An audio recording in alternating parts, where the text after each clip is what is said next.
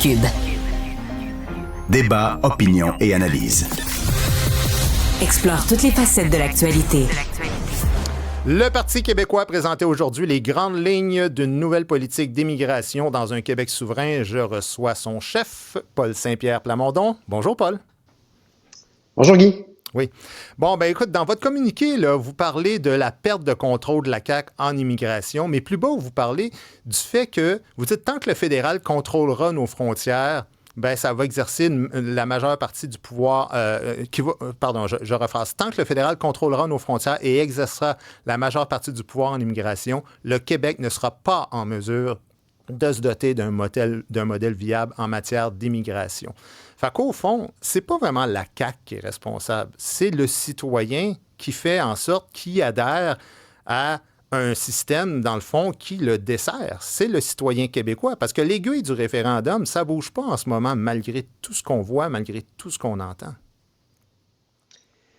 Il y a plusieurs choses dans ta question. Il y a une part qui était sous le contrôle de François Legault, qui a décidé de manière inexplicable d'augmenter les seuils permanents du Québec et d'augmenter les temporaires sous le contrôle du gouvernement du Québec de 17 000 à 80 000. Ça, c'est inexplicable et c'est contraire à ce qu'il avait dit en campagne électorale.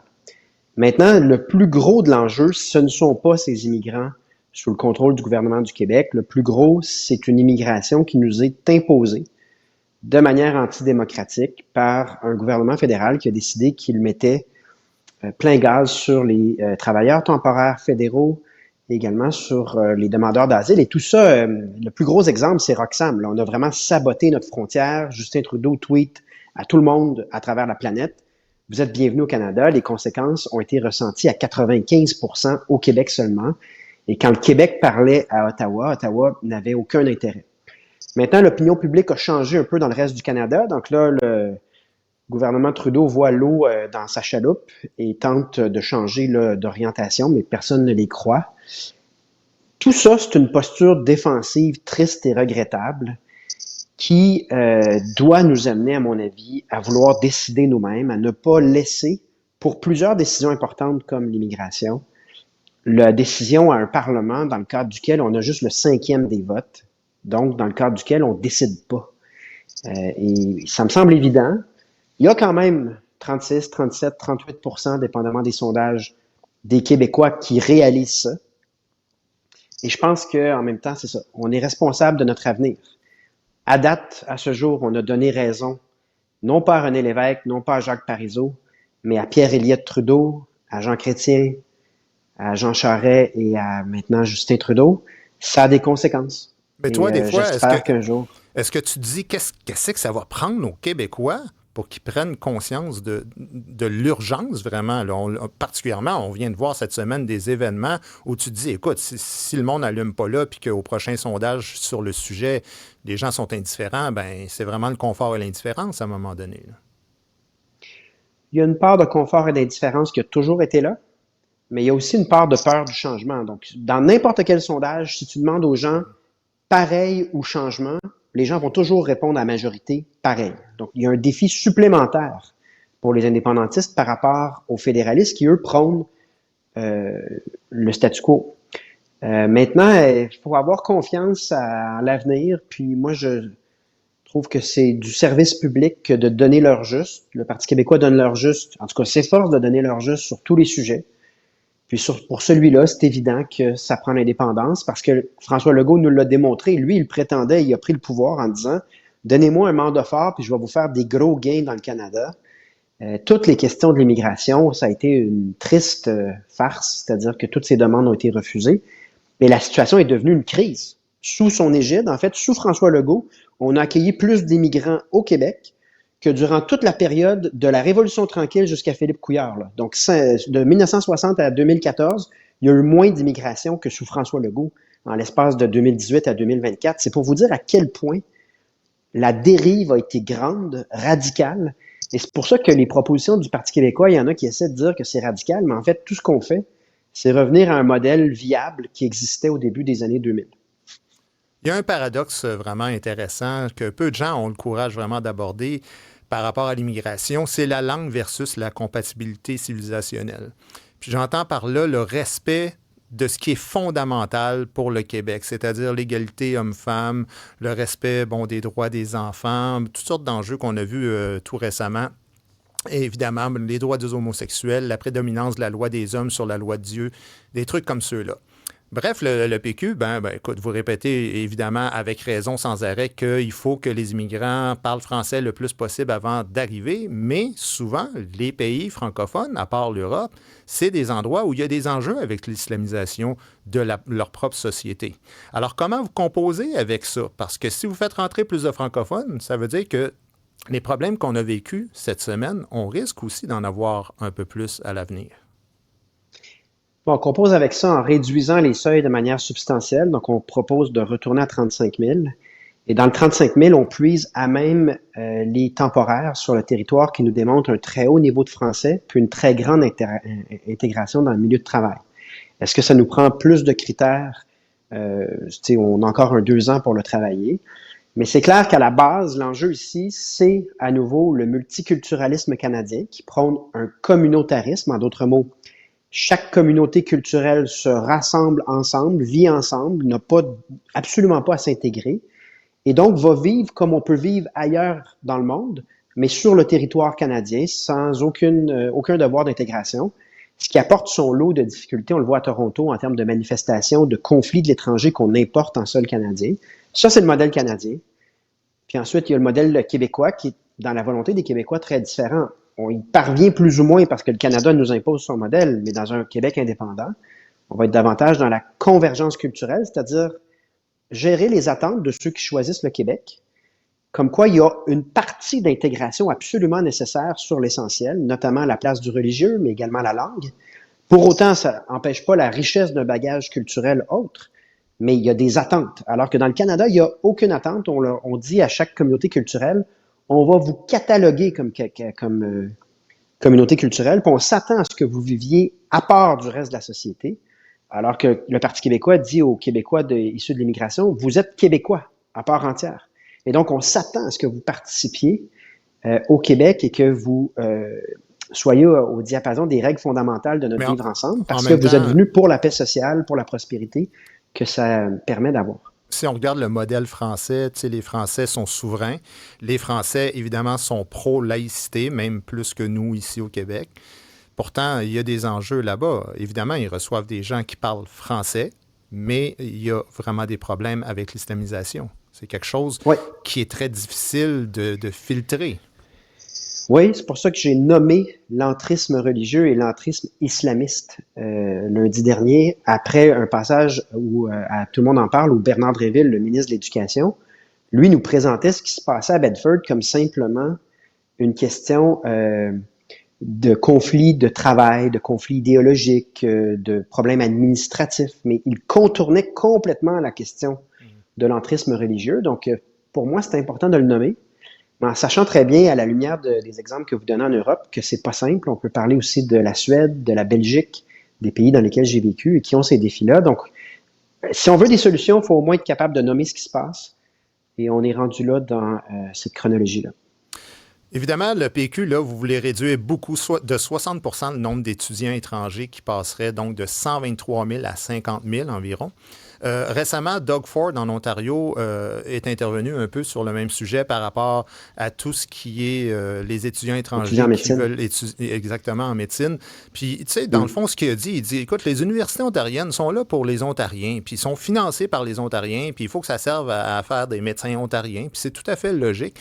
On se demande en bout de ligne, à part remplir les coffres des universités, pour le citoyen moyen là, qui paye de l'impôt, ça donne quoi, ça, d'avoir un marché d'étudiants universitaires qui viennent d'ailleurs, qui prennent des logements, qui prennent une ressource parce que les universités sont financées avec les taxes de ces gens-là, mais qui, au fond, retournent dans son pays pratiquer après? Ça donne quoi des étudiants étrangers? Ben, on a des mauvaises politiques en la matière.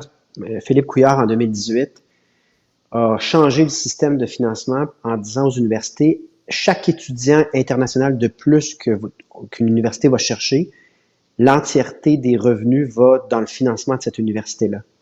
Donc, vous comprenez qu'il a déclenché une course à l'université qui allait chercher le plus d'étudiants étrangers. Et est-ce que c'est en lien, ce mode de financement, avec les missions fondamentales de l'université, c'est-à-dire la recherche et l'éducation de la population? Absolument pas. Puis donc, dans notre plan, nous, c'est ça qu'on corrige. On dit, on va revenir à un système qui ne crée pas cet incitatif. Il y aura toujours des étudiants étrangers, notamment au 2e, 3e cycle, en matière de recherche. Il y a une concurrence internationale pour avoir des gens en recherche. C'est correct, mais ce ne serait pas du tout dans les proportions actuelles qui ont eu lieu. L'augmentation était fulgurante parce qu'on a mis un lien entre le nombre d'étudiants internationaux puis le financement de l'université. Le jour où on change ça, puis on dit le financement de l'université est en fonction de ses besoins, et si vous accueillez beaucoup d'étudiants internationaux, ça va vous coûter, mais ça vous rapportera rien de plus. On va voir les universités changer complètement d'approche. Et oui, ça a un impact sur le logement, le français, les services. Donc, ça fait partie de notre plan de réduction global qui veut réduire l'immigration temporaire de plus que la moitié. Et évidemment que ça prend un changement à ce niveau-là. Bon, par rapport aux demandeurs d'asile, ça, j'avoue que j'ai un petit peu plus de mal à suivre votre politique. Vous dites le demandeur d'asile qui n'a aucune chance d'obtenir le statut de réfugié, lui, va être envoyé sur le champ. Donc, on devine à l'aéroport, on va lui poser 3-4 questions, puis on va le renvoyer. Les autres vont être hébergés pendant 1 mois dans des hôtels supervisés par le gouvernement. Mais un réfugié, là, c'est une personne qui fuit son pays parce qu'elle raconte une histoire où sa vie est en danger. Je vois mal comment un fonctionnaire peut faire en sorte qu'en quelques questions, il réussit à savoir ça. Ça demande des enquêtes. En plus, avec la Convention de Genève, il y a un processus d'appel si on est refusé. Alors, on ne peut pas envoyer quelqu'un comme ça au bout d'une demi-heure de conversation puis dire, écoute, j'ai du mal à saisir comment on peut mettre ça en application. Okay. 28 jours, c'est pas une demi-heure, là, mais avant toute chose, tout ça n'est pas possible dans le Canada. Le système canadien, en ce moment, qui nous est imposé, on n'a pas ce pouvoir-là à Québec, c'est de laisser toute personne qui prétend être réfugiée, prétend demander l'asile, laisser toute personne rentrer sur le territoire et on prend entre 3 et 4 ans pour traiter des dossiers, de sorte que cette personne est sur le territoire, elle bénéficie des services de l'aide sociale en attente du traitement de son dossier, ce qui a amené à Roxham, par exemple, des demandeurs d'asile qui, en fait, sont probablement plus des immigrants économiques que des demandeurs d'asile, des gens qui souvent sont liés à des passeurs criminels là, qui leur promettent le Canada en échange d'une somme d'argent. Tout ça, c'est le système canadien actuel. Nous, ce qu'on dit, c'est que dans un Québec indépendant, on s'inspirerait de ce qui se fait à l'Union européenne, ce qui se fait en Hollande, ce qui se fait ailleurs, pour faire un premier filtre à l'aéroport. Donc, quelqu'un qui ne vient pas d'une zone de guerre, qui ne vient pas d'un endroit qui nécessairement là, a le potentiel de mettre sa sécurité en jeu, un examen préliminaire de sa demande permettra de faire un filtre, ce qu'on voit notamment à l'Union européenne en ce moment. Donc, ça fait moins de demandes à traiter. Une fois qu'on a moins de demandes à traiter et on se concentre seulement sur les demandes qui, à sa face même, sont crédibles, on se donne seulement 28 jours pour trancher. Et c'est ce que la Hollande, notamment, s'est engagée à faire. C'est ce que d'autres pays prennent comme direction. Et en restant à l'hôtel aussi, c'est qu'on comprend que l'incitatif d'aller chercher des services en santé ou d'aller chercher un soutien financier dans la demande d'asile, il n'existe plus. Également, sur le plan humain, l'espèce de façon de ne pas donner de réponse à quelqu'un qui attend de savoir s'il se qualifie ou pas, on le traite plus rapidement, de manière à ce que ce soit plus respectueux. Et donc, on déplace les ressources qui actuellement sont en service puis en soutien financier sur 3-4 ans, puis on amène ça sur un traitement rapide en 28 jours. Et on pense que, à l'instar de d'autres pays dans le monde, 28 jours, c'est faisable. On peut faire un examen sérieux et approfondi d'une demande dans cette période-là si toutes les ressources sont au rendez-vous. Et c'est ce qu'on va faire dans un Québec indépendant. Mais il y a quand même, on peut renvoyer quelqu'un chez lui dès son arrivée à l'aéroport, et ça, j'ai du mal à comprendre. Si quelqu'un, même s'il ne vient pas d'une zone de guerre, il peut être poursuivi pour, par exemple, parce qu'il est homosexuel dans son pays ou par rapport à son origine ethnique, le fait qu'il appartient à une minorité. Donc, ça devient très complexe en quelques heures, mettons, de conversation, de savoir si c'est crédible ou pas. Puis comme je disais, quand on est signataire de la Convention de Genève, 28 jours, ça me paraît un peu court parce qu'il faut quand même qu'il y ait un processus d'appel après si c'est refusé par le gouvernement. Je pense qu'il peut y avoir un processus d'appel. Là, ce qui est question, c'est est-ce qu'on laisse rentrer sur le territoire toute personne qui prétend avoir droit à l'asile.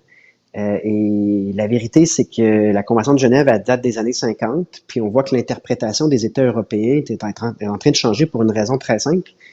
C'est que le nombre de régimes qui sont pas démocratiques et qui sont oppressifs, que ce soit pour des raisons religieuses comme l'Iran, le Qatar ou l'Afghanistan, ou que ce soit pour le crime organisé qui se substitue à la démocratie dans plusieurs pays d'Amérique latine, par exemple, on ne pourra pas accueillir toutes les personnes qui sont victimes de régimes oppressifs si ces régimes oppressifs-là sont la majorité, puis qu'il y a 8 milliards de personnes.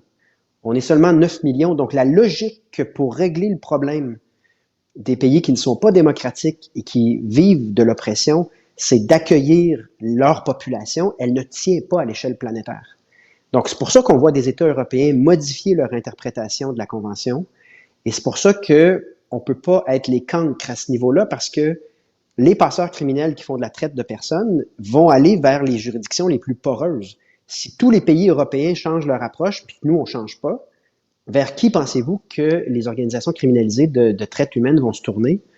Évidemment, ça va être un pays comme le Canada qui est déjà très poreux. Donc, moi, je pense qu'il faut suivre un peu ce qui se passe dans l'évolution des politiques des pays comparables, de manière à ce qu'on soit sur le même pied d'égalité ou avec le même statut que ces pays-là.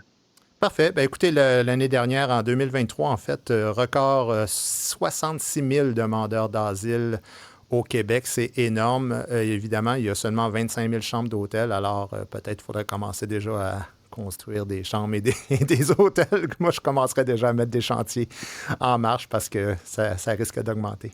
Merci beaucoup. D'où l'examen préliminaire. D'où l'examen préliminaire dont on parlait. OK, moins de monde. Merci, Paul Saint-Pierre Plamondon, chef du Parti québécois. Salut. À une prochaine.